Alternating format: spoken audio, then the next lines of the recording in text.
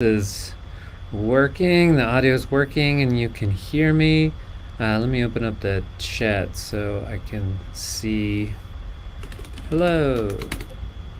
So, I just added some new videos to SubAligner, and they look like this. So the next time you log in, let me make this bigger. So next time you log into SubAligner and head over to the education page, you will see this. So there used to be only one video, this one from last year, and now there are 4. So I took the workshop from Sunday and cut it up into 3 sections.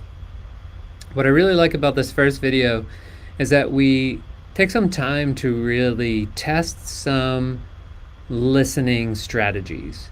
And I basically asked everyone who was there, what are your favorite strategies for doing subalignment by ear? And I took people's suggestions and we tested them out. So we tried a sine wave, an inverted sine wave, band limited pink noise, and then we looked at the results as measured by an audio analyzer. And I'm not going to spoil the end for you in case you want to watch this video and find out what happened. But the results were pretty surprising. I'll give you a little hint. We discovered that while some results gave us correct answers, they were only correct at one frequency. And then of course we also tested SubAligner outside as well. But the reason I wanted to start outside is not only because it was a nice day here in Minneapolis, but also because it's so much easier to hear outside, right? When there's less reflections, less barriers, and I just put both speakers right next to each other so there was no distance offset to any listening position. And it was really fun to have the opportunity to do those listening tests there. It's the kind of things that you hear people talking about, and until you actually try, it's hard to really know what that experience is going to be like. In the second video, we spend more time, quite a bit of time, just talking about how to choose a DSP preset. Because in SubAligner, as with any other sound system setup, part of your job is to choose the correct processing preset for your speaker and the situation.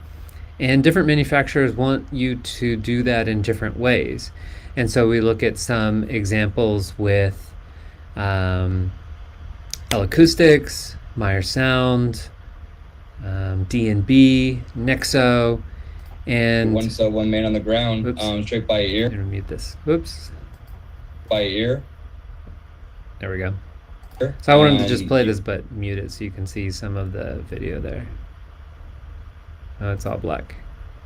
And then it shows my screen. Anyway, this third one, then we dive into doing some more tests with an audio analyzer. So outside, I kind of wanted to ask people, can we do this by ear, where we can hear things really clearly? And then inside, I wanted to see, can we do things by ear? And can you do subalignment with an audio analyzer under the worst conditions when you are indoors and all the low frequencies are coupling with the room and you have lots of reflections and it's one of the toughest situations. So we do some tests with Smart and REW and Crosslight and see what we can see in terms of getting actionable data and making decisions about alignments. Okay, so that's the education page, and this menu looks messed up because I'm just looking at a squashed version of the web page, so it looks more like a phone, but obviously when you look at it on your phone or your mobile device, this menu will look correct. While we're here, I'll just share a fun new feature with you guys. Over here on the alignments page, I have added a couple of things. I added a search box. So if you've been doing lots of alignments and you are tired of scrolling to find the one that you want, maybe it's this one way down here with, I don't know, Panther or something like that, then you would search for Panther and then it would filter all of the results. I also added location. So the location's not super accurate. It's basically the, sort of coarse location settings you can get just from someone's browser IP address, and that just links to, whoever your internet service provider is. And so I can search for Minneapolis and get all my results filtered there as well. So this will give us a pop-up, and it has this, this address, but this is just downtown Minneapolis, wherever my internet service provider is. And that's not fine enough location for you to figure out, within a small town where you were on that day. But it should help you figure out where you were, in the state, in the country. Was I in New York that day? Was I in Los Angeles that day? And then you can still open that measurement, open that alignment, and reuse it with some different settings. So let me know what you think about these videos. Let me know what you think about these new features. And yeah, look forward to hearing from you. All right. Thank you.